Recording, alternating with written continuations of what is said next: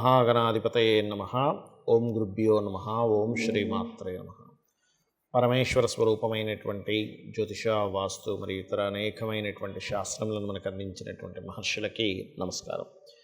హయగ్రీవ హయగ్రీవ హయగ్రీవేతియో వదేత్తస్య నిస్సరతే వాణి జహ్నుకన్యా ప్రవాహవత్.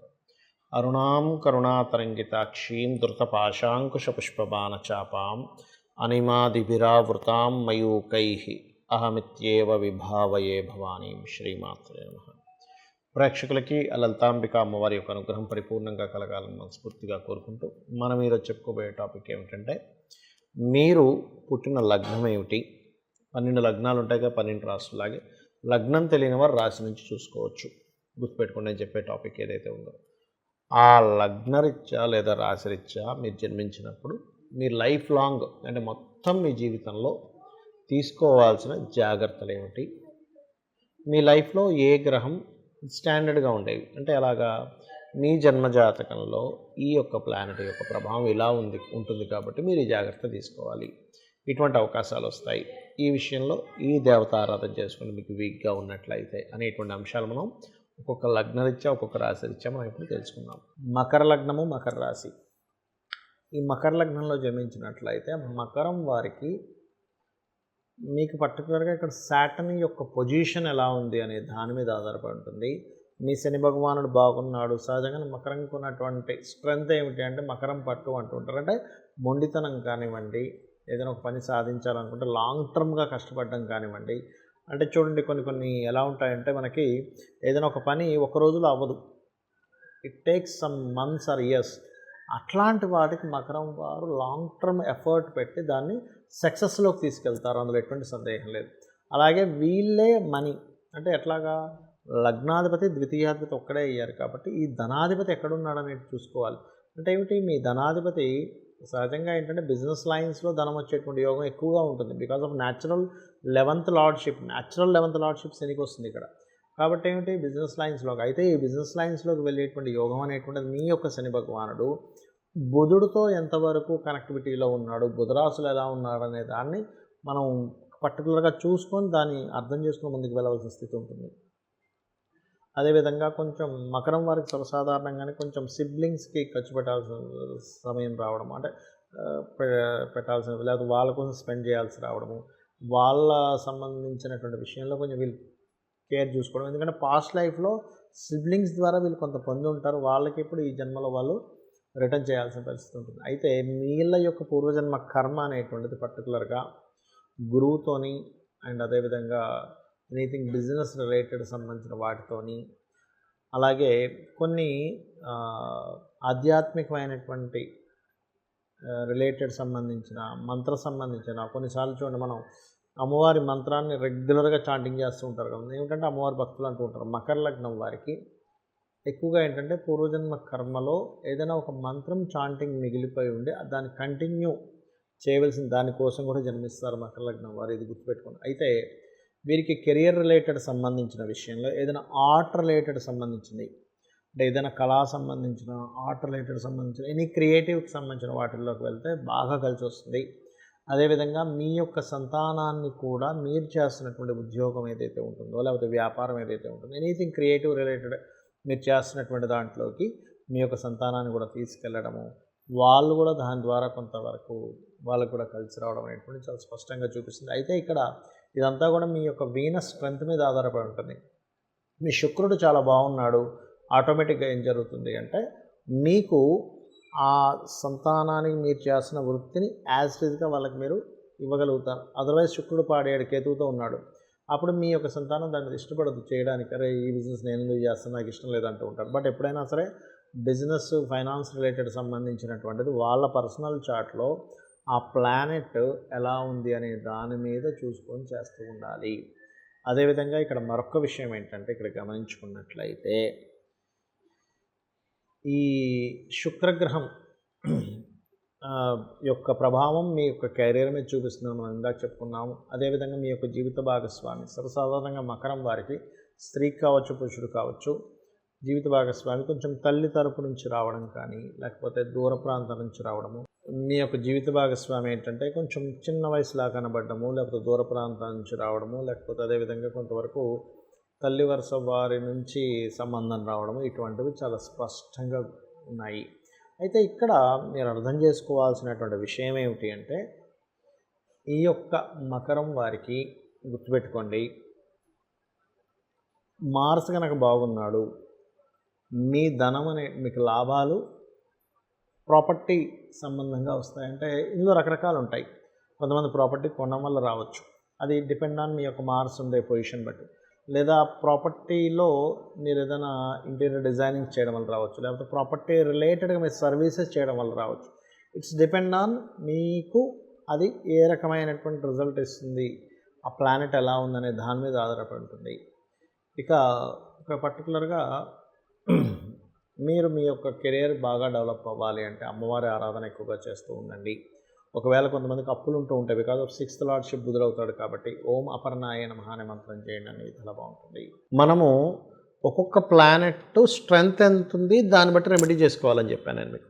అయితే ఇక్కడ ఒకటే గుర్తుపెట్టుకోండి, జ్యోతిష్శాస్త్రం అనేటువంటి దేనికి ఉంది అంటే మీకు ఒక వెలుగు, మీకు ఒక రూట్ చూపించడానికి మాత్రమే. అంతేగాని నా జీవితం ఇంతే, నా జాతకం ఇంతే, నేను ఇంకెప్పుడు ఇలాగే ఇబ్బంది పడాలని కాదు. మీకు ఒక తోవ తెలియట్లేదు ఒక దగ్గరికి వెళ్ళడానికి, మనం ఏం చేస్తాం, వెంటనే మన ఫోన్ ఓపెన్ చేసి అందులో సెర్చ్ కొడతాం, నేను ఇక్కడికి వెళ్ళాలంటే ఎలా వెళ్ళాలి, వెంటనే రూట్ చూపిస్తుంది. ఒక రోడ్డు బ్లాక్ అయితే ఇంకో రోడ్లోంచి ఎలా వెళ్ళాలో చూపిస్తుంది. అలాగే జ్యోతిష్శాస్త్రం కూడా ఒక దీపంలాగా జ్యోతి కాబట్టి వెలుగు చూపిస్తుంది.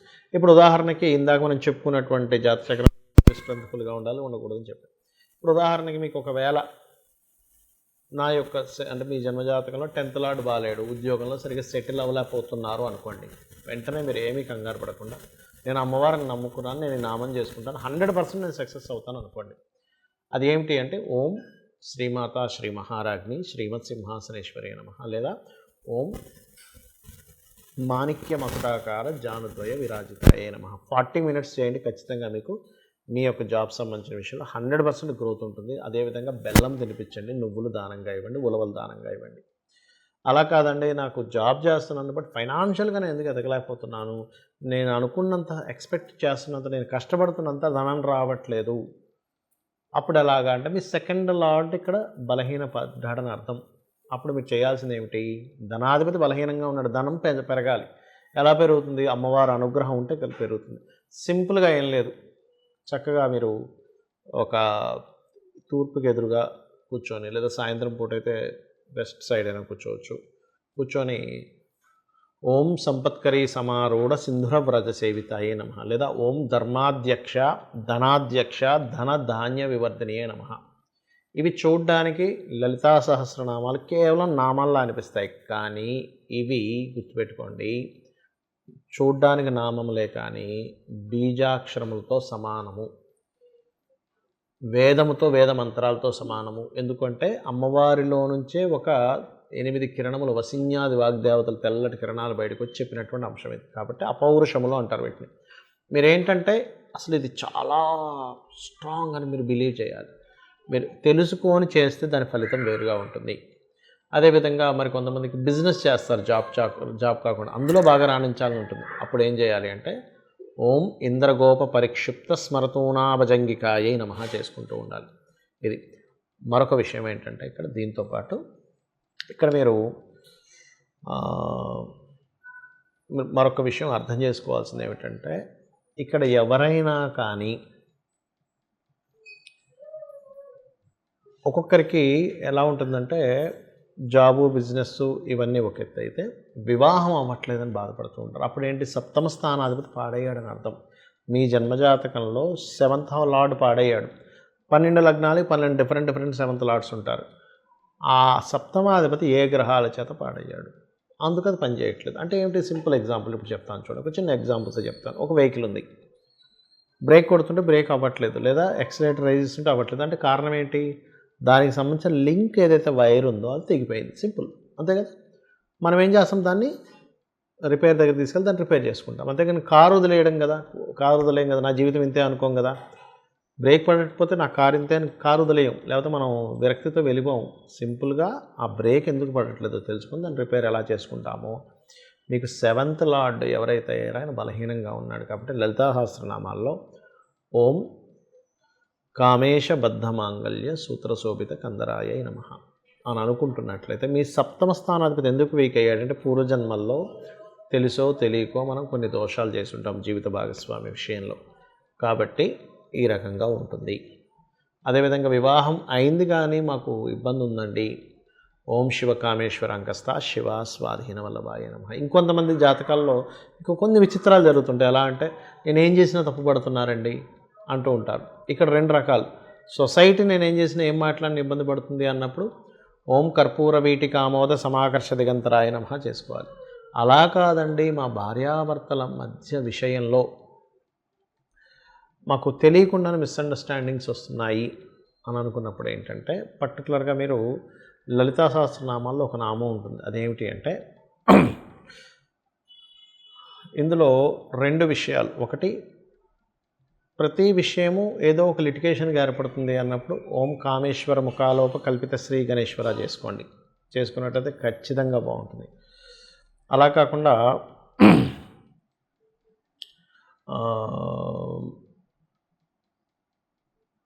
ఒక్కొక్కసారి ఏమవుతుంటుందంటే, ఏ పని చేస్తున్నా సరే ఆటంకం కలుగుతుంది అన్నప్పుడు కూడా ఈ నామం చేసుకోవచ్చు. కామేశ్వర ముఖాలోక కల్పిత శ్రీ గణేశ్వర అనేటువంటిది. ఈ రకంగా ఏంటంటే ఒకటి కాదు రెండు కాదు, మనకి జాబ్ కానివ్వండి, కెరియర్ కానివ్వండి, ఫైనాన్స్ కానివ్వండి, లలితా సహస్రనామాల్లో ఒక్కొక్క నామాన్ని మీరు భక్తి శ్రద్ధలతో కనుక చేసినట్లయితే మీ జన్మజాతకంలో ఎటువంటి యోగమున్నా, ఎటువంటి అవయోగమున్నా, యోగం ఉండి అది ఓపెన్ అవ్వట్లేదన్నా మంత్రం చేసుకుంటే ఓపెన్ అవుతుంది. అవయోగం ఉండి దాని ద్వారా ఏదైనా ఇబ్బంది వస్తుందని అనుకున్నా కూడా మీకు ఆ ఇబ్బంది అనేటువంటిది తొలగుతుంది. శ్రీమాత్రే నమః.